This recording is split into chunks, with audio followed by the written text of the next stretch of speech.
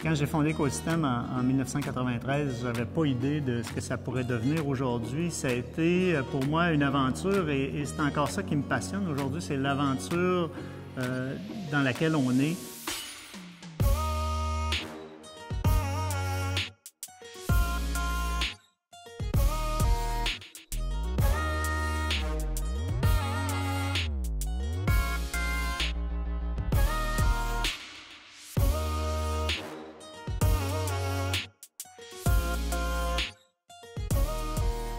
Les débuts d'Ecosystem vers 93, c'est parti d'un jeune désespéré qui ne pouvait pas trouver d'emploi, qui a décidé de commencer à vendre des thermostats, effectivement.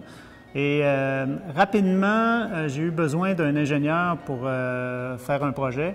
Et je suis allé dans les pages jaunes à l'époque, il n'y avait pas de Google, c'était les pages jaunes. Et j'ai trouvé par hasard Richard Tremblay, qui est devenu mon partenaire de toujours. Et Richard avait une approche très différente des ingénieurs traditionnels. Et Richard focusait toujours sur l'innovation. Alors pour Richard, il n'y avait jamais rien d'impossible et il allait toujours sortir des nouvelles idées, des nouvelles solutions pour des problèmes connus. Et c'est vraiment Richard qui m'a campé d'une part dans mon rôle d'entrepreneur et de manager par opposition à un rôle technique parce que lui avait une force technique que clairement moi j'avais pas réussi à développer.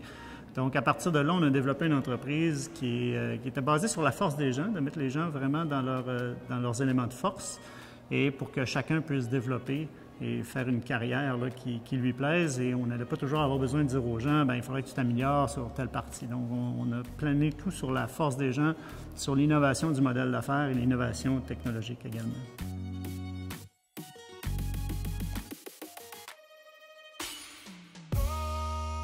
D'une part, le marché américain est différent je dirais, de notre perception à nous. C'est un marché qui est beaucoup plus rapide et qui est beaucoup plus gros, évidemment. Donc, la force du volume est importante et la prise de décision est souvent extrêmement rapide. Alors, ça, pour nous, ça nous a surpris. Positivement, oui, mais en même temps, ça entraîne une croissance extrêmement rapide au sud de la frontière qui n'est pas nécessairement facile à gérer. Et ce qui a permis à Ecosystem de se démarquer là-bas, c'est ce qu'on a appris à faire au Québec. On a appris à livrer des projets qui sont basés sur le résultat. C'est la réglementation québécoise de 1998 qui nous a permis de développer cet aspect-là très, très fort. Donc, tout ce qu'on fait en construction, en conception, en construction et en mise en marche de projets, c'est toujours orienté sur les résultats.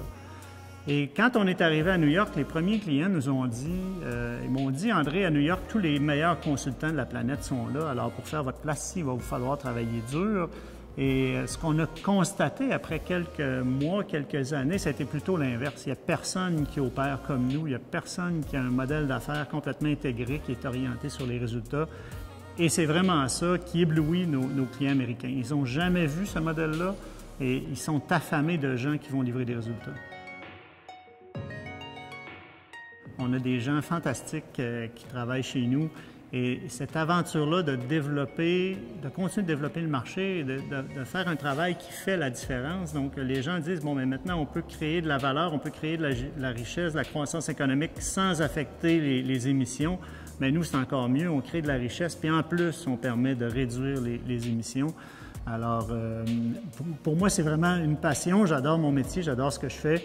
Et tant qu'il y aura de l'énergie consommée, on sera là pour continuer à faire une différence chez nos clients puis réduire le gaspillage dans l'ensemble des infrastructures énergétiques.